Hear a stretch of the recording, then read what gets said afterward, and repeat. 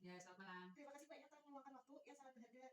Saya Nanda Ayu Lestari, mahasiswa dari UNER Purwokerto yang sedang praktik tentang mengenai mata kuliah aksi sejarah lisan yang bertugas mendokumentasikan dan merekam sejarah lisan terkait nomor situs prasejarah di Desa Galuh Timur ini. Iya. Saya ingin menanyakan, Ibu, sejak kapan Ibu mengetahui adanya situs prasejarah di wilayah ini? Situs prasejarah di wilayah ini hampir kurang lebih itu sudah 5 tahunan yang lalu. Itu sebenarnya awalnya itu memang tidak disengaja karena ada beberapa petani yang sedang mencakul ternyata menemukan tulang belulang ataupun dari yang setelah diteliti itu ternyata tulang dari manusia purba. Gitu.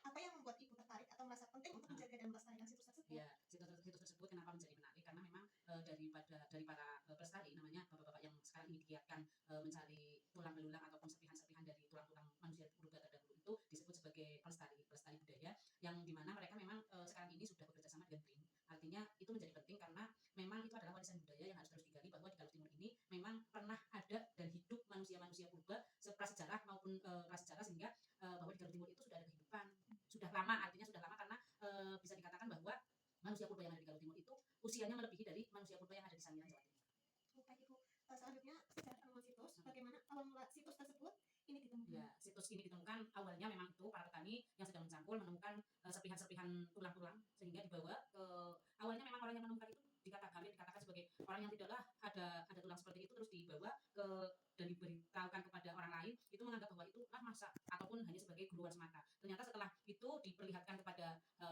orang yang lebih paham, contohnya dibawa ke Museum Buton yang ada di dunia itu, ternyata diteliti sehingga itu menjadi tahu bahwa itu memang serpihan-serpihan tulang belulang yang memang dari manusia purba zaman terdahulu. Dan akhirnya dari situlah muncullah istilah yang namanya kampung purba di Desa Galuh Timur, sebagai kampung di mana ada pelestari-pelestari yang menemukan dari serpihan-serpihan manusia purba terdahulu. Dan sampai hari ini Desa Galuh Timur, khususnya di kampung purba Desa Galuh Timur itu sudah didatangi oleh para mahasiswa-mahasiswa dari Indonesia maupun dari luar negeri. Contohnya ada beberapa mahasiswa yang sampai menginap di sini dan bermalam di Galuh Timur sambil menjelajahi tempat-tempat yang untuk ditemukan. Dan sekarang ini sedang diteliti langsung oleh namanya BRIN. Itu sehingga sekarang ini keberlanjutan dari keberadaan manusia purba di Galuh Timur itu tetap digali. Berarti kondisi pertama saat ditemukannya itu tertimbun tanah? Iya, tertimbun tanah. Gitu. Apakah ada cerita atau mitos lokal yang berkembang di masyarakat sebelum situs ini diakui sebagai peninggalan prasejarah? Iya. Sebelumnya kami tidak mengetahui bahwa ada mitos, bahwa intinya bahwa di Galuh Timur itu memang dulu sebagai daerah yang punya sejarah banyak. Selain dari manusia purba sendiri, kampung purba sendiri, itu ada yang namanya situs Gagak Golok yang letaknya itu tidak jauh dari kampung purba. Jadi Galuh Timur itu memang dulu diriwayatkan ada seorang putri raja yang yang bersinggah di Galuh Timur itu, sehingga ada yang namanya Gagak Golok. Itu adalah golok yang terlepas karena seorang raja yang ingin menebas leher dari kekasih si putri raja itu. Selanjutnya, pelestarian dan tantangan upaya apa saja yang telah dilakukan masyarakat atau pemerintah untuk melestarikan situs tersebut? Untuk melestarikan kampung purba ataupun purbakala di Galuh Timur itu, pemerintah Kabupaten Brebes sudah membangun museum purbakala di Desa Galuh Timur, tepatnya di Dusun Kalipucung. Yang sekarang ini pembangunannya terus dikembangkan, ada rumah dinas, ada gazebo-gazebo yang itu nantinya akan terus dikembangkan, sehingga hasil purba ataupun kampung purba yang ada di Galuh Timur itu nanti barang-barangnya akan ditempatkan di museum tersebut.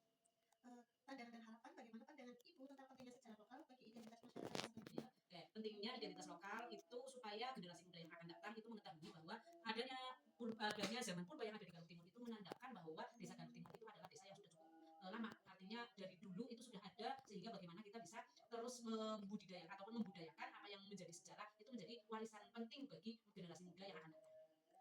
Jika situs ini dijadikan objek wisata edukatif, apa hal terpenting yang perlu diperhatikan agar tidak merusak nilai sejarah? Ya, agar tidak merusak nilai sejarahnya, otomatis dari di museum itu juga sudah dibuat tempat-tempat sehingga ketika ada orang yang datang itu tidak boleh sambil merokok, karena asap-asap rokok yang ada di ketika dibuang itu akan menghilangkan ataupun akan merubah bisa merubah barang itu ketika diteliti akan cepat rusak seperti itu kalau terkena dengan asap rokok. Pesan apa saja yang ingin Ibu sampaikan kepada generasi muda tentang pentingnya mengenal dan melestarikan sejarah kampung? Sejarah kampung Galuh Timur itu adalah desa yang banyak memiliki potensi, baik potensi sumber daya alam maupun potensi sumber daya manusianya, sehingga adanya potensi kampung purba maupun potensi dari museum Gagak Golok, ada kampung purba dan lain sebagainya, itu perlu dikembangkan. Karena potensi yang ada itu nanti tidak akan berjalan baik ketika para pemuda dan berikutnya tidak memahami sejarah yang pernah ada di Galuh Timur. Apakah ada hal lain yang ingin Ibu sampaikan atau tambahkan terkait kisah penemuan atau pengalaman pribadi dalam situs ini?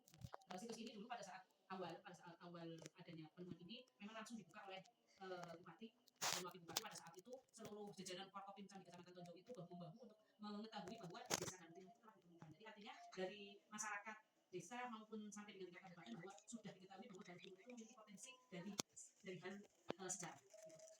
Terima kasih banyak atas waktu dan cerita juga yang menarik. Semoga wawancara ini dapat membantu melestarikan sejarah desa Ganting. Amin.